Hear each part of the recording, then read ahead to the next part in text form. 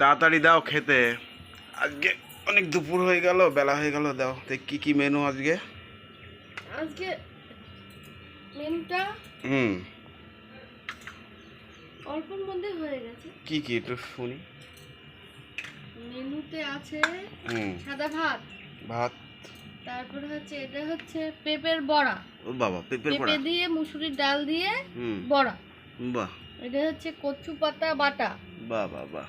এটা হচ্ছে কলমি শাক ভাজা। সাথে আছে স্যালাড। আচ্ছা। আলু শসা, আলু না সরি স্যালাড। ঠিক আছে। স্যালাডটা হচ্ছে টমেটো, লেবু, শসা আর পেঁয়াজ। লাস্ট আছে ওদের মাটন।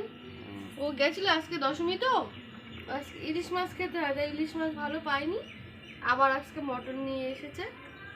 তাই কালকে 2 রকমের মাংস খাওয়া হয়েছে, তাই বেশি রান্না বান্না আজকে করা হয়নি। এইটুকু তো সুন্দর মেনু আজকে।